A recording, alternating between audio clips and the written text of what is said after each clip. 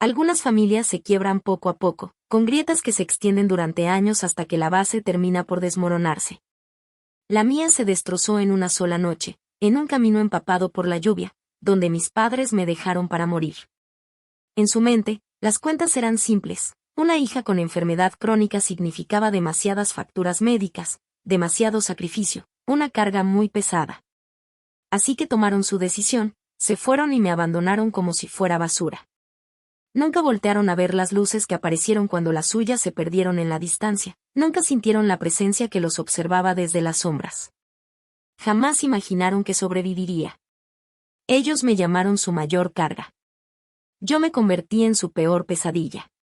La lluvia golpeaba el parabrisas mientras avanzábamos por la oscuridad, cada gota resonando en el silencio pesado dentro del sedán familiar.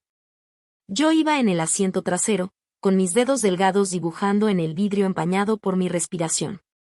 Algo no estaba bien. Incluso bajo los efectos del medicamento para el dolor, podía sentirlo. El aire en el coche era distinto esa noche. «Papá, ¿a dónde vamos?», pregunté apenas audible sobre la tormenta y el vaivén de los limpiaparabrisas.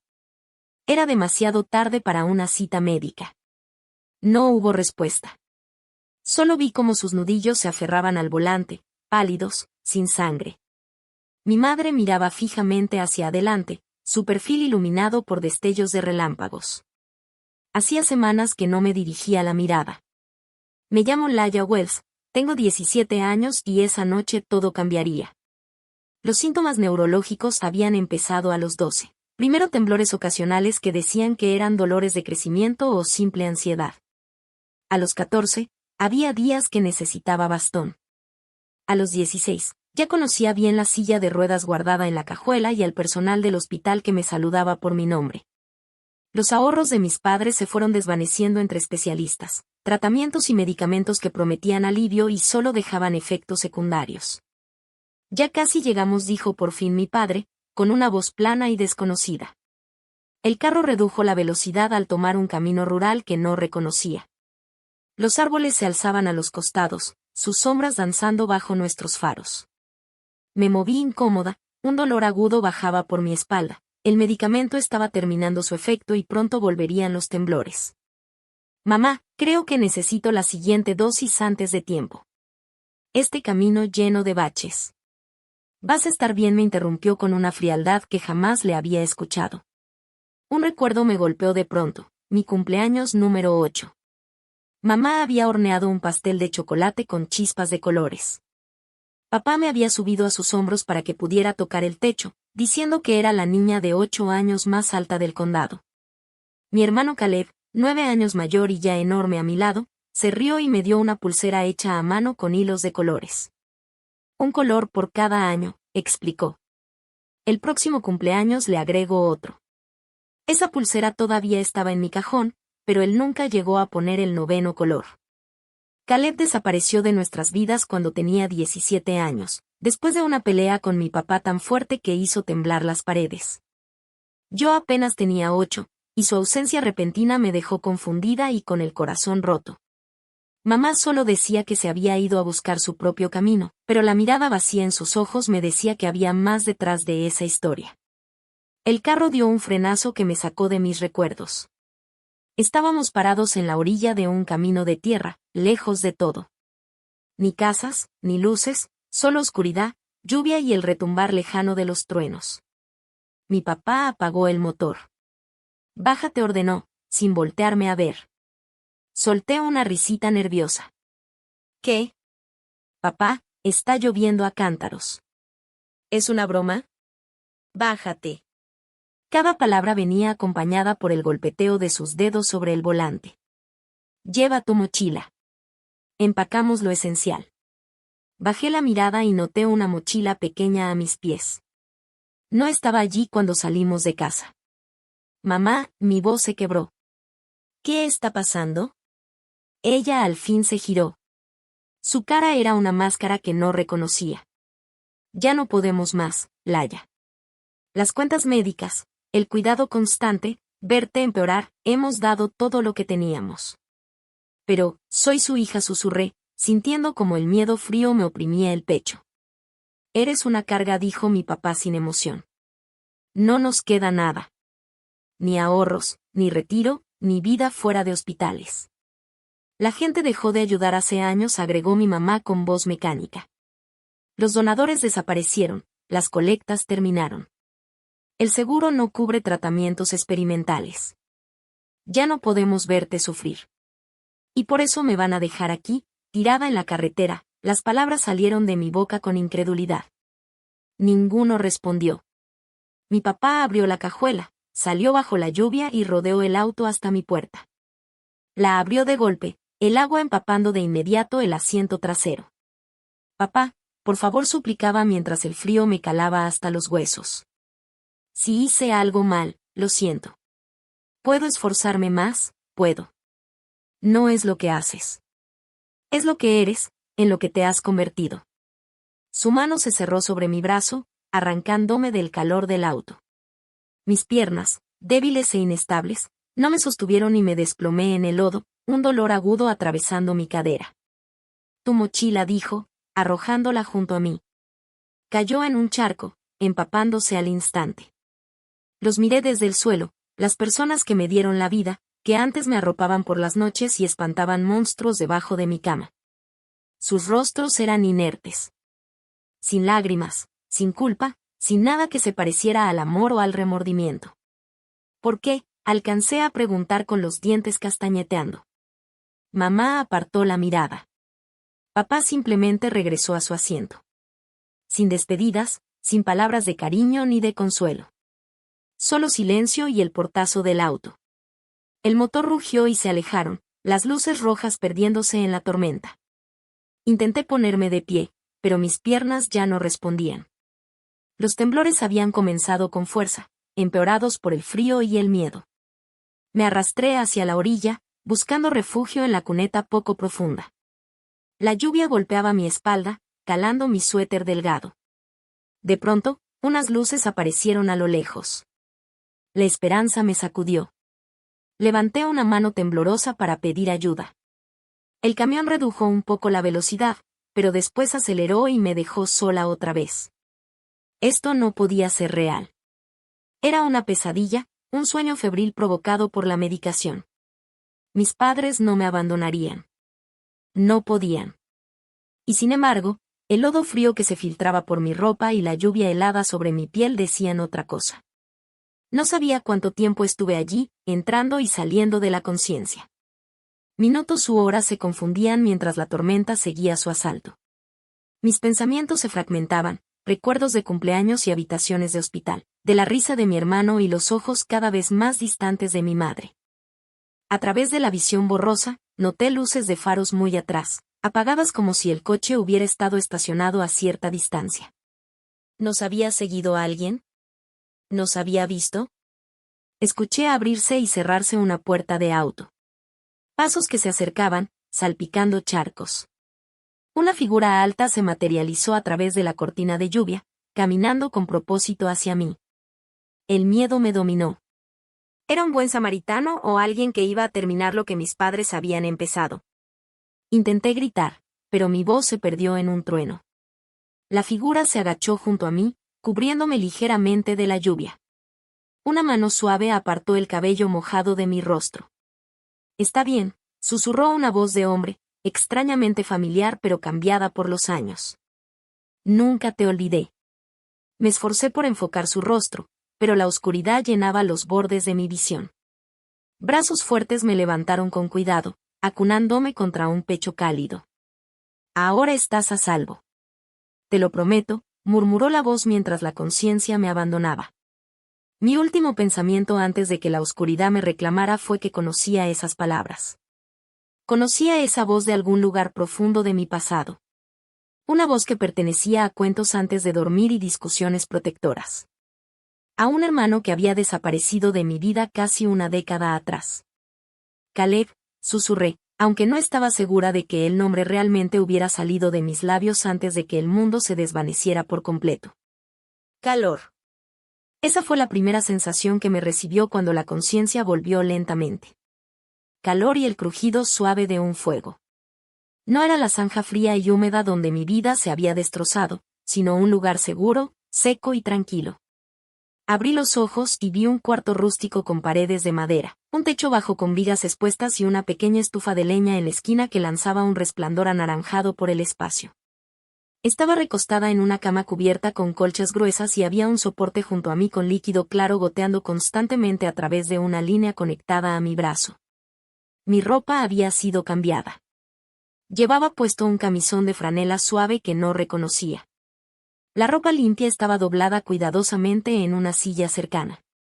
El sonido constante de la lluvia todavía caía sobre el techo, pero ahora era un sonido lejano y reconfortante, no la lluvia brutal que me había calado hasta los huesos. En la pared frente a mi cama colgaban varias fotografías enmarcadas. Incluso desde esa distancia, podía distinguir paisajes, montañas, bosques, un lago al atardecer. Otra mostraba la silueta de un hombre de pie al borde de un acantilado, iluminado por el amanecer. «Estás despierta». La voz vino desde la puerta, haciéndome sobresaltar. Un hombre alto estaba allí sosteniendo una taza humeante entre sus manos. Tenía unos 20 años, hombros anchos y la complexión atlética de alguien que trabaja con sus manos. Su cabello castaño era un poco largo, rizado en la nuca, y la barba incipiente sombreaba su mandíbula. Pero fueron sus ojos los que me atraparon. Azules, intensos, con una forma familiar que había visto todos los días en mi propio espejo. «Caleb». Mi voz fue apenas un susurro, ronca por el desuso. «¿Cuánto tiempo había estado inconsciente?» Se movió dentro del cuarto y dejó la taza en una pequeña mesa junto a la cama. «Hey, ya vean», dijo suavemente, usando un apodo que no había escuchado en casi una década. Intenté incorporarme, haciendo una mueca mientras mi cuerpo protestaba. Caleb se acercó rápidamente para ayudar, acomodando las almohadas detrás de mi espalda con facilidad entrenada. «¿Cómo?» Cuando no podía formar preguntas completas, mi mente giraba en confusión. «Bebe esto primero», dijo, extendiéndome la taza. «Es solo té con miel. Te escucho la garganta áspera». Tomé un sorbo cauteloso, el líquido tibio calmando mi garganta reseca. A medida que el confort físico regresaba lentamente, la realidad de mi situación me golpeó con fuerza. «Me dejaron», dije, con la voz quebrándose. «Mis padres, simplemente se fueron». La expresión de Caleb se endureció, su mandíbula se tensó. «Lo sé. Vi que estabas ahí». «Lo seguiste», asintió, sentándose al borde de la cama. «Los he estado vigilando durante semanas, Laia». Tenía la sensación de que algo estaba mal. «¿Pero cómo me encontraste?» «Has estado desaparecido por años. Ni llamadas, ni cartas, nada». El dolor que había enterrado durante tanto tiempo salió a la superficie. Caleb bajó la vista hacia sus manos. Manos fuertes, callosas, con una pequeña cicatriz en los nudillos derechos que no estaba allí cuando tenía 17. «Es una larga historia», dijo en voz baja. «Pero la versión corta es que nunca te dejé realmente a ti. Dejé a ellos». Las palabras quedaron suspendidas en el aire mientras mi mente volvía a aquella noche, los gritos, las puertas cerrándose de golpe, la voz de mi padre retumbando en la casa. «Si sales por esa puerta, que nunca vuelvas», había dicho. «Papá te corrió de la casa», dije, mientras recuerdos sueltos se encajaban en mi mente. «¿Pero por qué? ¿Qué pasó?» La risa de Caleb fue amarga. «Me enfrenté a él por tu tratamiento médico. Recién te habían diagnosticado y se negaba a llevarte con un especialista en Boston. Decía que no podíamos pagarlo. Yo había juntado algo de dinero con trabajos de verano y le ofrecí ayudar, pero él dijo que estaba desafiando su autoridad, que no entendía lo que significaba ser responsable de una familia». Recordé cómo las tensiones habían crecido en casa mientras mis síntomas empeoraban, cómo mi papá se volvía cada vez más irritable con las cuentas médicas. «La noche que me fui», continuó Caleb, «escuché que hablaba con mamá de vender la casa, mudarse a un lugar más barato, lejos de la atención que tú necesitabas. Lo enfrenté y todo se salió de control. Tenía 17 años, sin diploma, con $50 en la bolsa, no había mucho que pudiera hacer. Pero eso fue hace 9 años», le dije. «¿Por qué nunca me buscaste?» El dolor cruzó su rostro. «Lo intenté, Laia. Escribí cartas, pero las regresaban sin abrir. Llamé, y tu papá me amenazó con arrestarme por acoso. Una vez, desesperado, fui a tu escuela, pero ya habían dicho a la administración que no me dejaran acercarme a ti. La revelación me golpeó como un puñetazo. Todos esos años había creído que mi hermano simplemente me había olvidado. ¿Cuántas veces me quedé mirando el teléfono, rogando que sonara con su voz del otro lado? ¿Dónde estuviste? ¿Qué te pasó? Estuve en la calle un tiempo, admitió. Dormí en refugios cuando podía, en mi carro cuando tenía uno. Trabajé en lo que saliera, construcción, lavar platos, cualquier cosa, siempre en efectivo. Me metí en problemas.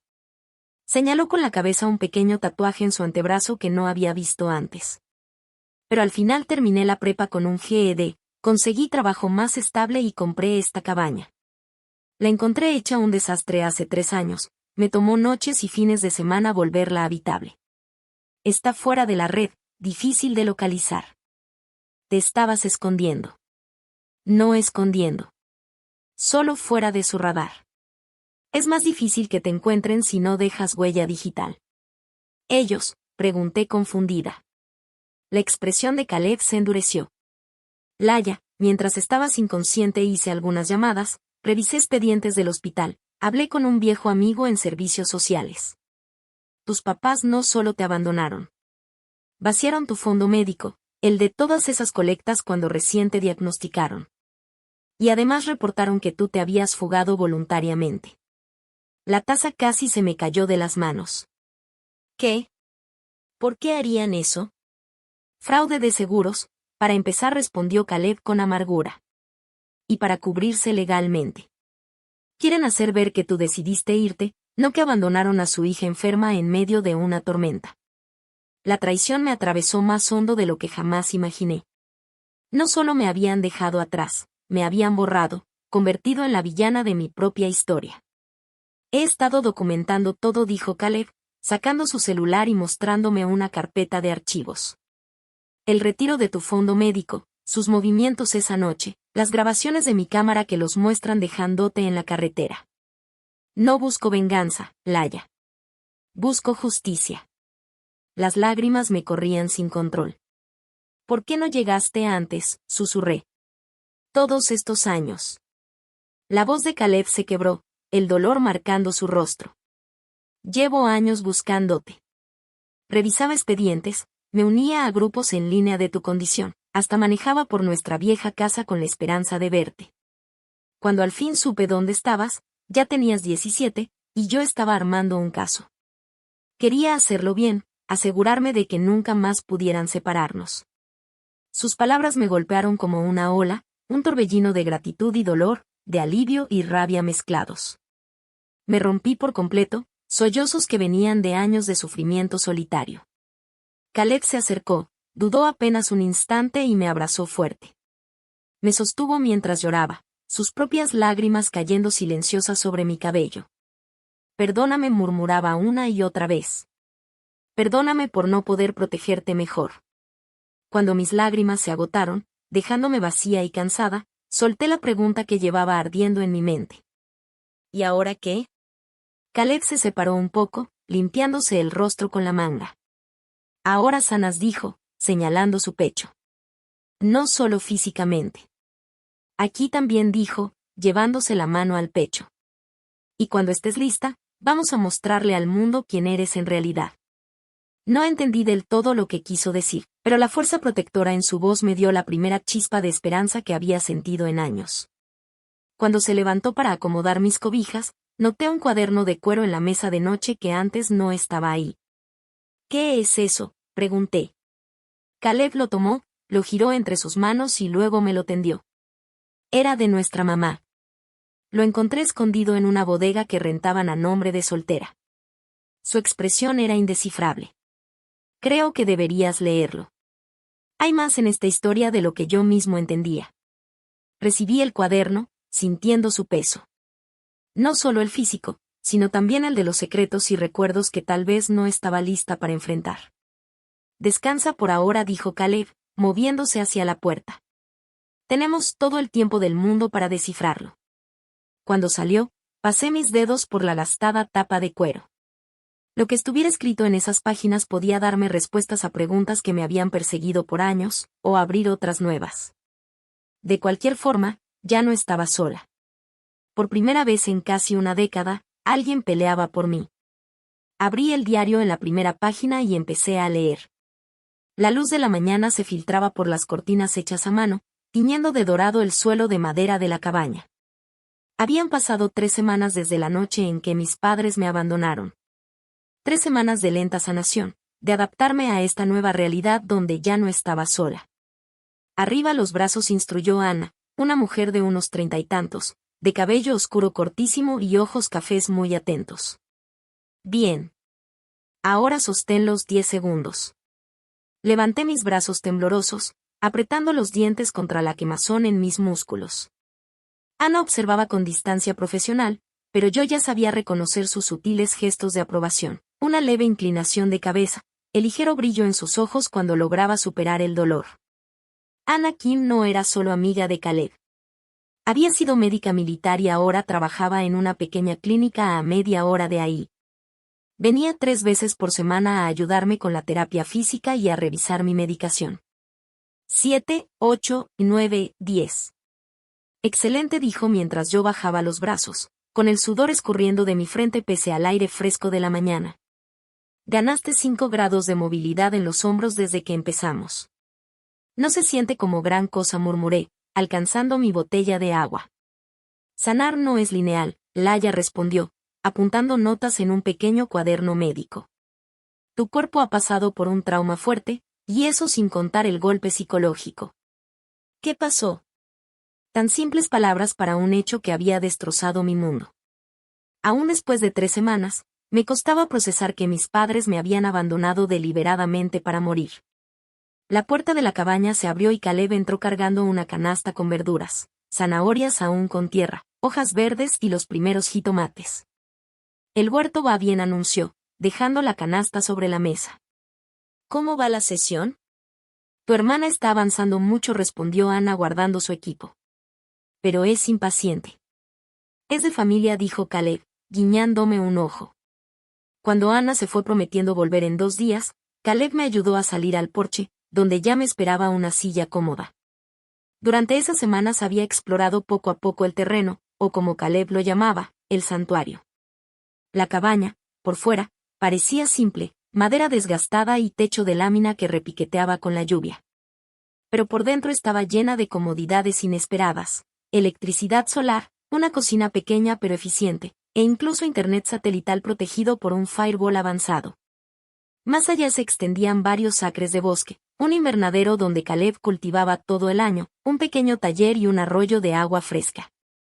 Lo más sorprendente era una habitación subterránea oculta tras lo que parecía un sótano para raíces, equipada con provisiones de emergencia, generadores y un sofisticado sistema de cómputo. No es paranoia si de verdad te están buscando, había bromeado Caleb al mostrármelo. Pero el peso en su voz me hizo pensar que no era solo un chiste.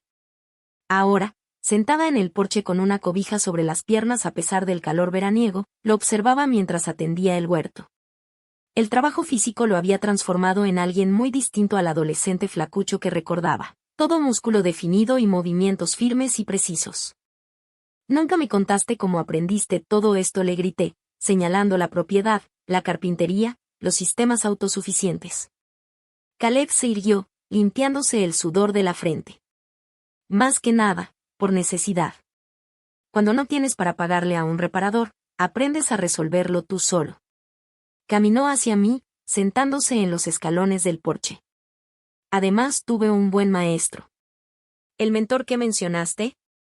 Él asintió, su expresión suavizada por el recuerdo. Frank. Lo conocí cuando trabajaba en construcción en Denver. Era un veterano de Vietnam, mayor, que había vivido del campo casi toda su vida.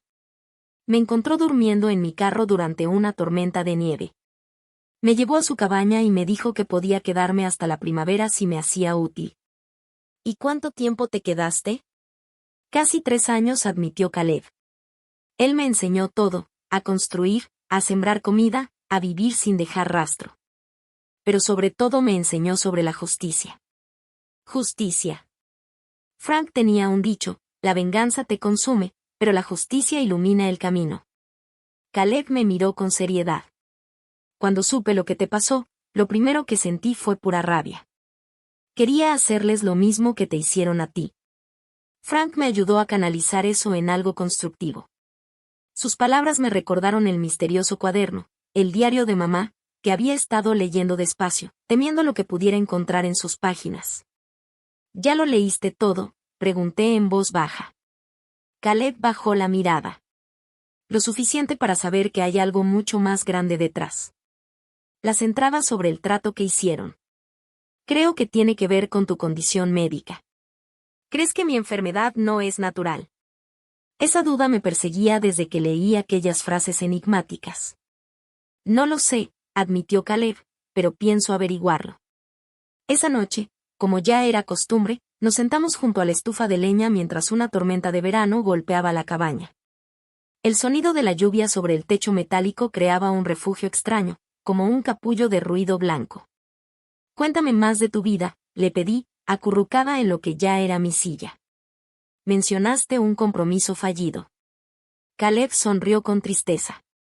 Hannah. La conocí en Colorado hace 4 años. Inteligente, divertida, abogada ambientalista. Sus ojos se quedaron fijos en la taza de té entre sus manos. Ella quería lo normal, una casa en los suburbios, hijos, domingos con sus papás. Yo no podía darle eso. ¿Por mi culpa?, pregunté con suavidad. Por todo, corrigió. Mi pasado, mi necesidad de mantenerme fuera del radar, las pesadillas que me hacían despertar gritando. Estuvimos casi 2 años, pero al final me devolvió el anillo. Me dijo que esperaba que algún día encontrara paz. Su confesión me apretó el corazón. Mientras yo sufría, Caleb había renunciado a una vida normal para buscarme, para construir este santuario escondido. Lo siento, susurré. No lo sientas. Cada decisión que tomé, la volvería a tomar. Eres mi hermana, Laia. La familia no debería ser condicional. Sus palabras quedaron flotando entre nosotros, tan diferentes a la cruel lección que nuestros padres me habían dejado. Esa noche casi no dormí. Cuando al fin me venció el sueño, soñé con el camino lluvioso donde me abandonaron. Pero en el sueño, nadie vino a salvarme. Me desperté jadeando, con las sábanas enredadas en las piernas y el cuerpo empapado en sudor pese al aire fresco de la madrugada. Al día siguiente, durante la terapia física, colapsé. Los temblores me dominaron y la frustración estalló en llanto. Odio esto, grité golpeando el piso con el puño. Odio estar rota. Ana no me consoló con palabras vacías ni me apresuró a calmarme. En vez de eso, se sentó frente a mí, con expresión seria. ¿Sabes por qué dejé el ejército?, me preguntó. La sorpresa me hizo detener mis lágrimas. Negué con la cabeza. Una explosión de IED. Murieron 3 de mi equipo. Yo sobreviví, pero con cicatrices. Se remangó para mostrar el tejido quemado que iba de la muñeca al codo. Por meses me convencí de que estaba rota. Usé el alcohol para adormecer el dolor, alejé a todos los que intentaron ayudarme. Sus ojos se clavaron en los míos. Hasta que una noche me puse una pistola en la boca.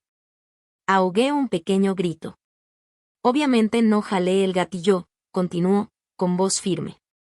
Mi perro tumbó una lámpara en el momento justo. Me asustó tanto que solté la pistola. Sonrió apenas. Ridículo, ¿no? Sobrevivir a la guerra para que me salvara un labrador torpe. ¿Y qué pasó después?, pregunté. Que entendí algo importante: sobrevivir no es suficiente. Puedes respirar, comer y dormir, y aún así seguir muriendo por dentro. Me ayudó a volver a la silla de ruedas. El verdadero trabajo empieza cuando decides vivir, no solo sobrevivir. Esa misma tarde le pedí a Caleb que me llevara al cuarto de computadoras. Era hora de empezar mi propia investigación sobre lo que me había pasado. No solo el abandono, sino los años de enfermedad que lo precedieron. Necesitamos revisar sus registros financieros, dije con voz firme, con la determinación ardiendo en mi interior. Y también quería buscar información sobre tratamientos experimentales para condiciones neurológicas. Caleb arqueó una ceja, pero no cuestionó mi repentino interés. Me mostró cómo usar el sistema seguro de la computadora, explicándome las precauciones que impedían que rastrearan nuestras búsquedas. Las horas se convirtieron en días mientras armábamos el caso. Caleb ya había reunido bastante evidencia, estados de cuenta que mostraban cómo vaciaron mi fondo médico, datos de GPS de la noche en que me abandonaron, grabaciones de llamadas que él había hecho a hospitales preguntando por mí. Yo aporté documentando mi historial médico, creando líneas de tiempo con los tratamientos y sus efectos. Mientras trabajaba, empezaron a surgir patrones extraños, terapias que parecían empeorar mis síntomas, doctores que aparecían brevemente en mi cuidado para luego ser reemplazados sin explicación. Una tarde, mientras escribía en el diario que mi madre había dejado añadiendo mis propias entradas junto a las suyas, Ana irrumpió en la cabaña sin tocar. Los encontraron, dijo sin aliento, con los ojos abiertos de urgencia. Hoy llegaron 2 hombres a la clínica preguntando por una chica desaparecida. Traían tu foto, Laya. Caleb se puso de pie de inmediato. ¿Gobierno, policía? Ana negó con la cabeza. ¿Privados? No se identificaron, pero uno enseñó lo que parecía un gafete de seguridad corporativa cuando creyó que no lo estaba mirando. Sentí la sangre helarse. ¿Cómo supieron llegar a tu clínica? No lo sé, admitió, pero sabían exactamente cómo te ves, incluso la marca de nacimiento en tu muñeca. Dijeron que eran parientes, pero... Dudó. ¿Pero qué?, insistió Caleb.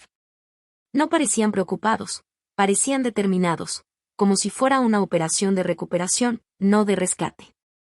Esa noche, después de que Ana se fue prometiendo avisarnos si los hombres regresaban, encontré una carta deslizada bajo la puerta de la cabaña. Un sobre blanco, sin remitente. Adentro, una sola línea mecanografiada: nunca debiste sobrevivir. Deja de escarbar. Mis manos temblaban al mostrársela a Caleb. Él la leyó y su rostro se endureció en una máscara de furia contenida. Ven conmigo, dijo en voz baja, llevándome a la sala de computadoras. Encendió un monitor que no había visto antes, un sistema de seguridad mostrando varios ángulos de la propiedad. Mira, señaló una marca de tiempo de más temprano, cuando ambos habíamos estado en la clínica de Ana para mi chequeo. La grabación mostraba un sedán oscuro estacionado en la orilla del terreno. Una figura con chaqueta negra se acercaba cautelosa a la cabaña, sobre con la mano. Nos encontraron, susurré con el pecho apretado por el miedo. Encontraron la cabaña, me corrigió Caleb, pero no saben qué más hay aquí. Ni lo que sabemos. Esa noche no pude dormir. Me quedé junto a la ventana, observando sombras entre los árboles. Tal vez animales, tal vez mi imaginación, tal vez algo más. Cuando amaneció sobre el santuario y la neblina se iluminó con los primeros rayos, tomé una decisión. Estaba harta de tener miedo, harta de ser la víctima de una historia que apenas entendía. Que vengan, susurré al sol naciente. Ya no soy la niña que dejaron atrás. Por la tarde me senté en la mesa de la cocina con el diario de mi madre abierto frente a mí, iluminado por los haces de luz que entraban por la ventana. A un lado estaba la nota amenazante que habíamos recibido, su mensaje grabado en mi memoria: nunca debiste sobrevivir. Deja de escarbar. Pero escarbar era justo lo que pensaba hacer. Las entradas del diario se volvían cada vez más perturbadoras conforme avanzaba.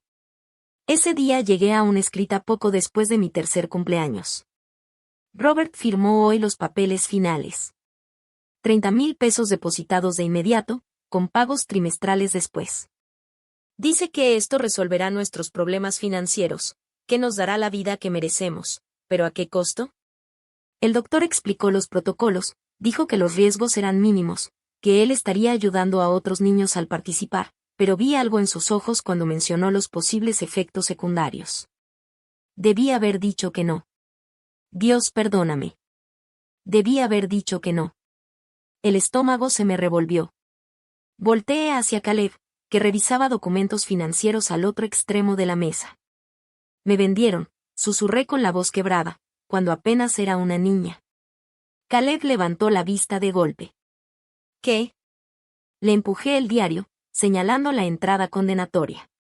Mientras la leía, Su expresión se transformó en algo casi irreconocible. Mi hermano protector convertido en pura furia fría.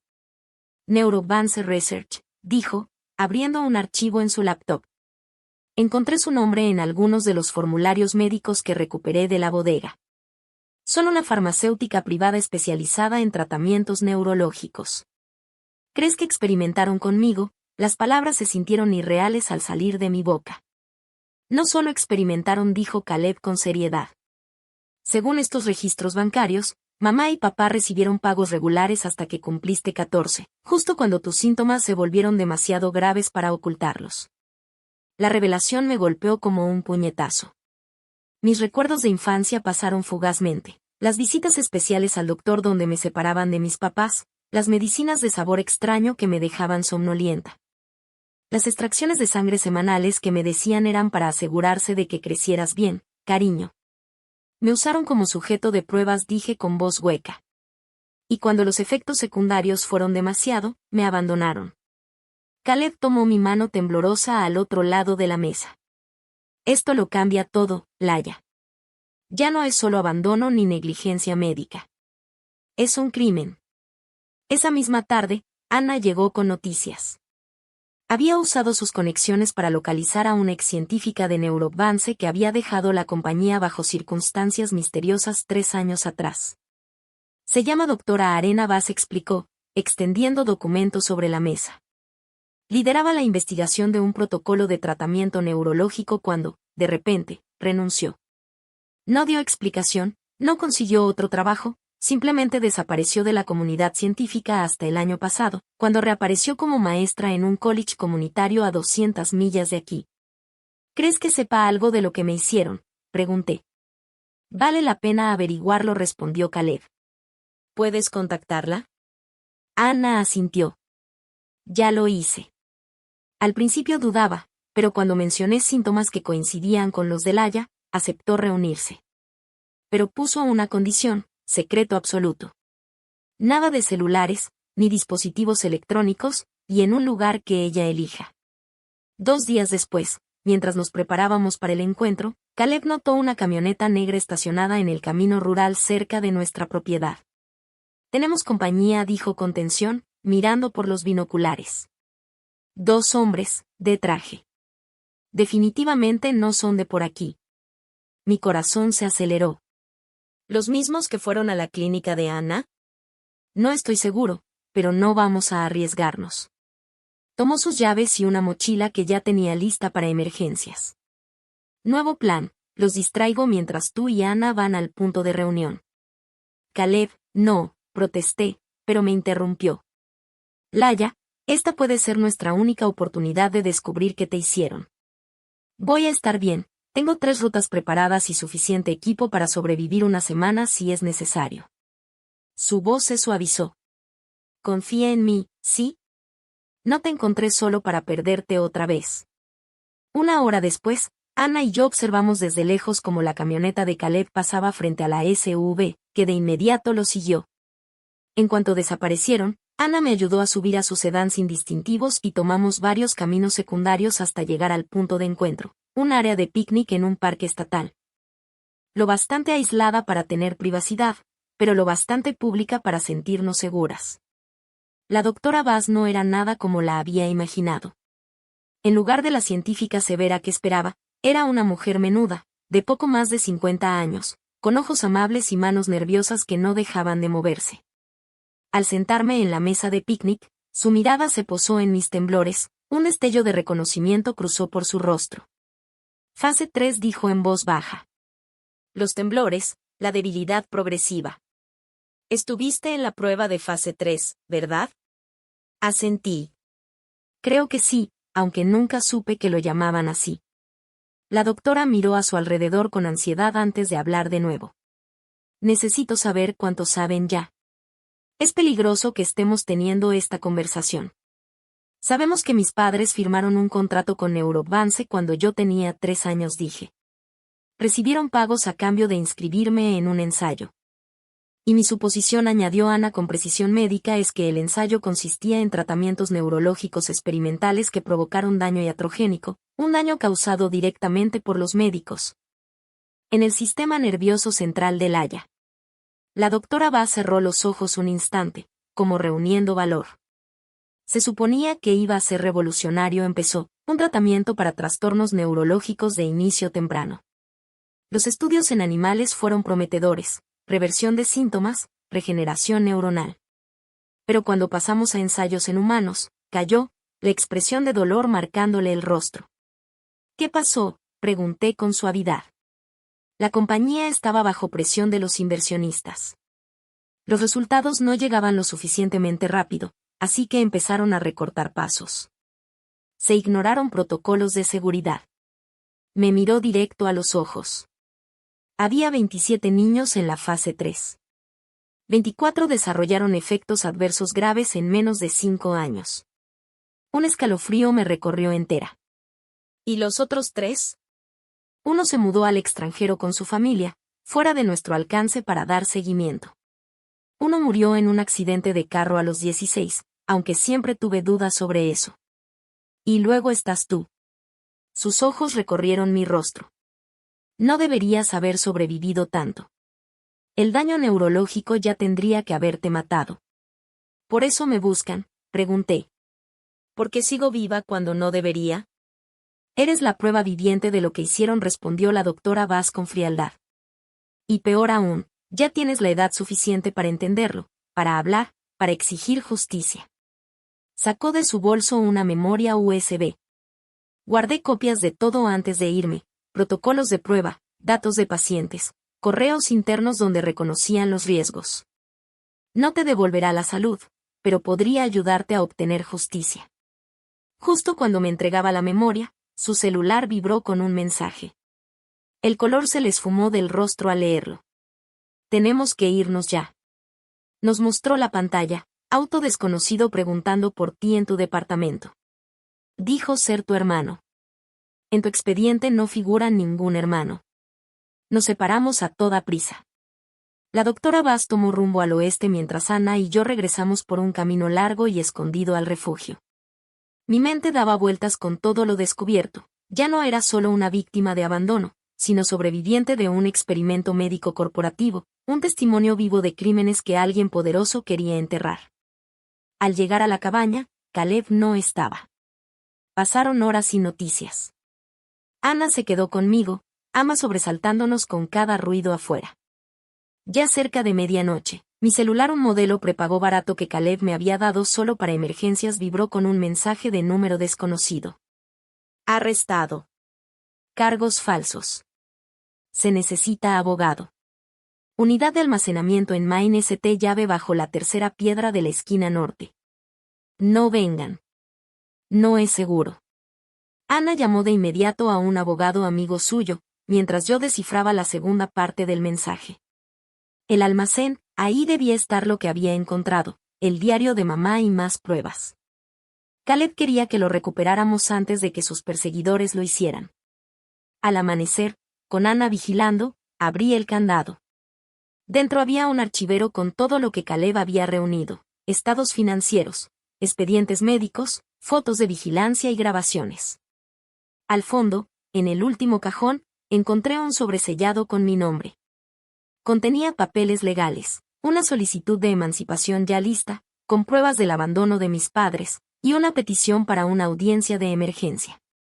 Esa misma tarde, mientras Ana me ayudaba a organizar todo, recibí otro mensaje: fecha de audiencia, jueves. Prepárate. Con Caleb detenido, la responsabilidad caía en mí. Había sido víctima toda mi vida, primero de experimentos médicos, luego de la traición de mis padres y ahora de un encubrimiento corporativo. Pero ya no más. Tengo que ir al tribunal, le dije a Ana con firmeza. Hoy debemos presentar una orden para proteger a Caleb y solicitar una investigación formal contra Neurovance. Es arriesgado, dudó ella. Te vas a exponer. Estoy cansada de esconderme. Ya me han quitado demasiado. Esa noche, tras presentar los documentos con su ayuda, abrí el diario de mamá en la última entrada, la que siempre había evitado. Si ella encuentra esto, que huya. No van a parar hasta que la eliminen. Traté de protegerla, pero fallé. El dinero se acabó. Las apuestas de Robert lo consumieron todo. Saben que no debió sobrevivir tanto. La vigilan. Dios nos perdone por lo que hicimos. Cerré el diario sintiendo una calma extraña. Miré por la ventana hacia el bosque oscuro y susurré, que vengan. 3 días después, los escalones del juzgado del condado parecían interminables mientras me apoyaba en mi bastón. Cada ojo en la multitud de reporteros se clavó en mí, la chica desaparecida que de pronto regresaba con acusaciones explosivas contra sus padres y una farmacéutica gigante. «¿Estás lista para esto?», murmuró Ana a mi lado, su presencia firme en medio del mar de extraños. Asentí, con el corazón golpeando mi pecho, pero la decisión ya tomada. He guardado silencio toda mi vida. Es hora de hablar. La conferencia de prensa había sido idea del abogado de Caleb, un movimiento estratégico para crear presión pública y garantizar mi seguridad mediante visibilidad. No pueden hacerte desaparecer si todo el mundo está mirando, me explicó. Ahora, frente a los micrófonos, respiré hondo y comencé. Mi nombre es Yaya Wells. Hace 3 semanas, mis padres me llevaron a un camino desierto y me abandonaron a morir debido a mi enfermedad crónica. Lo que ellos y el mundo no sabían es que mi condición no era natural. Fue el resultado de tratamientos experimentales que recibí de niña, sin un consentimiento informado real. Mi voz se hizo más firme mientras relataba el acuerdo entre mis padres y Neurovance, los años de tratamientos misteriosos y el deterioro progresivo de mi salud. Soy una de los 3 únicos niños sobrevivientes de un ensayo experimental que dañó a 27 vidas jóvenes. La empresa responsable ha hecho todo lo posible para silenciarme, incluso organizando cargos falsos contra mi hermano, quien me rescató cuando mis padres me dejaron morir. Mientras hablaba, mi historia se difundió como fuego en redes sociales. @Justice Forla comenzó a ser tendencia. Otras familias se presentaron con historias similares de efectos secundarios misteriosos tras los ensayos de Neurovance. La presión pública funcionó. Caleb fue liberado bajo fianza 2 días después. Los cargos débiles en su contra se desmoronaron ante el escrutinio. Al salir juntos del juzgado, los reporteros nos rodearon, pero Caleb me protegió, firme, con sus brazos alrededor de mis hombros. Lo lograste, susurró mientras subíamos al auto de Ana. Abriste la historia al mundo, pero nuestra lucha no ha terminado. Con la atención pública en aumento, recibimos noticias de que la doctora Bass había accedido a testificar ante un panel federal que investigaba las prácticas de Neurovance.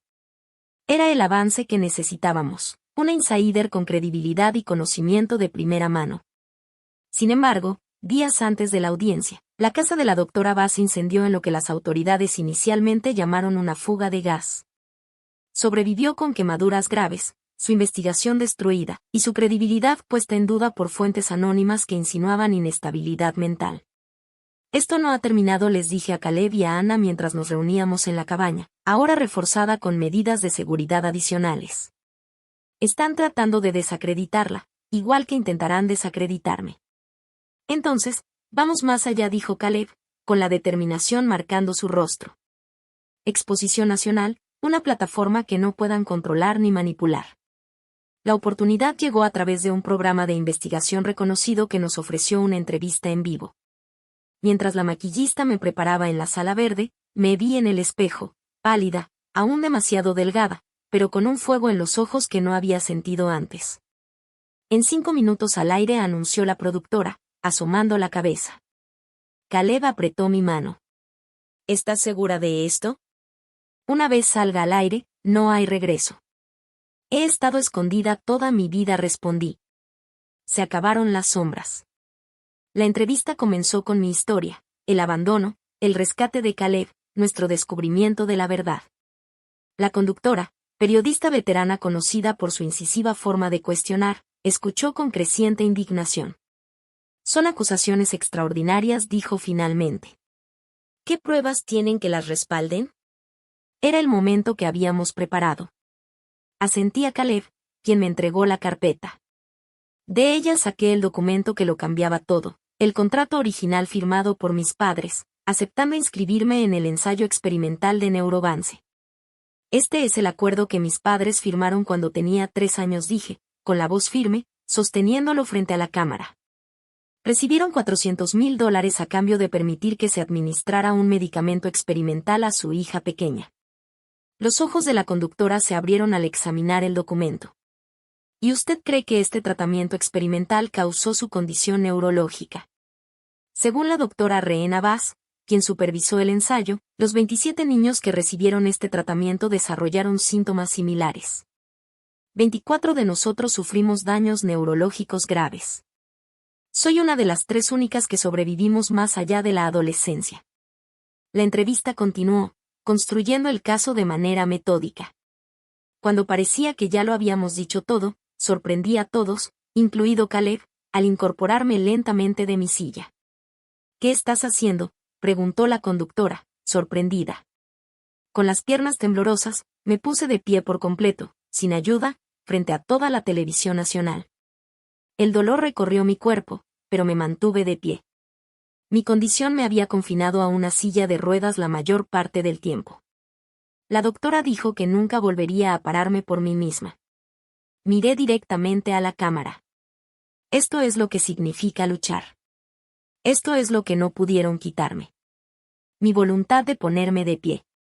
El momento se convirtió en la imagen definitoria de nuestra lucha. Una adolescente abandonada y traicionada, de pie contra fuerzas poderosas que habían intentado destruirla.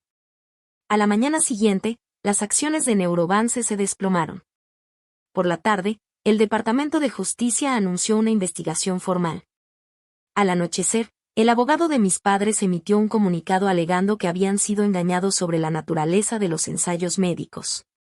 La justicia comenzaba a desplegarse, un paso doloroso pero necesario a la vez. Un año después, estaba en el límite de la propiedad, viendo cómo los trabajadores instalaban el nuevo letrero, Wells Foundation for Medical Ethics and Survivor Support. El santuario se había transformado, ampliado y renovado, pero mantenía el encanto rústico y las medidas de seguridad que me habían protegido en mis días más oscuros. ¿Qué opinas?, preguntó Caleb, colocándose a mi lado. A sus 29 años, de alguna manera parecía más joven, las líneas de preocupación en su frente comenzaban a desvanecerse. Es perfecto, respondí, apoyándome en mi bastón. Todavía lo necesitaba algunos días, pero ahora podía caminar distancias cortas sin ayuda, una victoria que los doctores habían considerado imposible. En los años desde que nuestra historia se hizo pública, muchas cosas habían cambiado. Neurovance fue obligada a declararse en bancarrota, sus ejecutivos enfrentaron cargos criminales. Se estableció un fondo de compensación para sobrevivientes y familias de víctimas. Mis padres enfrentaron su propio juicio, cargos legales, desprestigio público y ruina financiera. El santuario evolucionó en algo más grande que un lugar de refugio. Con el dinero del acuerdo y las donaciones recibidas tras la difusión de nuestra historia, establecimos una fundación para apoyar a sobrevivientes de explotación médica y abogar por protecciones más fuertes en ensayos clínicos. Ana dejó su trabajo en la clínica para dirigir nuestro programa de recuperación de trauma. Su experiencia como enfermera de combate le daba una visión única para ayudar a personas a sanar de traiciones y abusos. La pequeña cabaña donde primero me recuperé se convirtió en su oficina. Mientras nuevos edificios albergaban espacios de terapia, salas de reuniones y alojamientos temporales para quienes atravesaban crisis, la sesión de Ryan había ido bien ese día. Me refería a un niño de 12 años con síntomas similares a los míos, que llegó a nosotros hace 3 meses. Pudo mantenerse de pie casi un minuto. Caleb sonrió, el orgullo evidente en su expresión. Tiene una buena maestra. Caminamos de regreso hacia la casa principal, una versión más grande de la cabaña original, diseñada para nuestras necesidades de vivienda y para los espacios administrativos de la fundación. Al acercarnos, noté a Ana en el porche revisando el correo. Carta para ti, Laia, llamó, levantando un sobre delgado. La dirección de remitente me hizo saltar el corazón, County Hospice Center. Solo podía ser de una persona. Dentro había una hoja de papel, con la letra temblorosa pero legible. Laia. Los doctores dicen que me quedan semanas, tal vez días. Cáncer de pulmón. Demasiado tarde para tratamiento. Sé que no me perdonarás. No lo pido. Pero antes de irme, necesito que sepas que siempre fuiste la persona más fuerte que he conocido. lo que hicimos fue imperdonable. Tu padre lo llamó supervivencia, pero fue codicia, simple y llanamente. La mujer en la que te has convertido de pie, luchando, ayudando a otros no fuimos nosotros. Fuiste tú. Siempre tú. Tu madre, Ellen Wells. Doblé la carta con cuidado y la devolví a su sobre. No brotaron lágrimas, ni un estallido de emoción, solo un silencioso reconocimiento de que algunas heridas nunca sanarán por completo. Algunos puentes nunca se reconstruyen. Aquella tarde, sentada en el porche mientras el crepúsculo pintaba el cielo con acuarelas de púrpura y dorado, le hice a Caleb la pregunta que había rondado mi mente durante meses. ¿Cómo lo supiste? Esa noche, cuando me dejaron, ¿cómo supiste estar ahí? Caleb guardó silencio un largo momento, observando cómo los luciérnagas emergían del prado. Llevaba semanas siguiéndolos, dijo finalmente. Sus compras en línea, el equipaje, un mapa hacia un estado donde no tenían conexiones, su interés repentino en vender la casa, la manera en que vaciaron tu fondo médico en pequeñas cantidades para no levantar sospechas. Me miró, con los ojos serios. Sabía que estaban planeando algo. Solo que no supe que hasta esa noche. Podrías haber llamado a la policía, señalé. Podrías haberles dicho que tenías un mal presentimiento. Él negó con la cabeza. Necesitaba atraparlos en el acto. Así que los seguí esa noche, manteniéndome lo suficientemente lejos para que no me vieran. Cuando vi lo que hicieron, su voz se quebró, casi los sacó del camino. Pero entonces te vi en ese zanjón y nada más importaba excepto llevarte a un lugar seguro. ¿Por qué?, pregunté suavemente. Después de todos esos años, todo ese tiempo separados, ¿por qué arriesgarlo todo por mí? Su respuesta fue simple, dicha sin titubeos. Porque nunca fuiste una carga para mí. Las palabras resonaron en el aire tranquilo de la tarde, la verdad que nos sostuvo a ambos en los momentos más oscuros. Al día siguiente, asistí a una pequeña ceremonia en el pueblo donde el consejo local honró el trabajo de la fundación. Cuando me pidieron decir unas palabras, me acerqué al micrófono sin notas, hablando desde el corazón. Hace un año, me echaron a morir las personas que deberían haberme protegido. Me consideraban una carga, un problema que desechar. Pero al perder lo que creía que era mi familia, encontré mi verdadero hogar. Al enfrentar la traición, descubrí una fuerza que nunca supe que tenía. Señalé a Caleb y Ana, de pie orgullosos al fondo de la sala. Y al ayudar a otros a sanar, encontré mi propio camino hacia la sanación. Me echaron a morir, pero en cambio, encontré mi razón para vivir.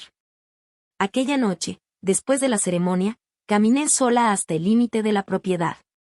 La luna llena brillaba sobre los árboles, iluminando el santuario que me había salvado.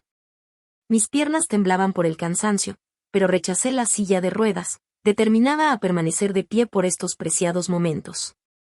Al mirar el vasto lienzo de estrellas, me sentí pequeña, pero significativa. Una vida entre miles de millones, pero una vida que importaba, que tenía un propósito más allá de simplemente sobrevivir. Pasos crujieron sobre la grava detrás de mí. Caleb se acercó, con preocupación en los ojos. ¿Estás bien aquí afuera? Está haciendo frío. Me volví hacia él. Mi hermano, mi salvador, mi familia en el sentido más verdadero de la palabra. Más que bien, dije, sonriendo. Estoy en casa. Juntos, nos quedamos bajo el dosel de estrellas. Sobrevivientes de diferentes tormentas que habían encontrado refugio el uno en el otro. El camino por delante no sería fácil. Mi condición siempre traería desafíos y la lucha por la justicia continuaría. Pero por primera vez en mi vida, enfrento el futuro no con miedo, sino con esperanza. No solo sobreviviendo, viviendo. ¿Alguna vez te has preguntado cuánta fuerza se esconde bajo la superficie de quienes la sociedad descarta como demasiado rotos para importar? Alguien me dejó un día al borde del camino para morir. Hoy, soy yo quien cambia vidas y derrumba imperios. Si este viaje de víctima a victoriosa te conmovió, dale like y suscríbete para más historias que revelan el poder crudo de la resiliencia humana frente a lo imposible.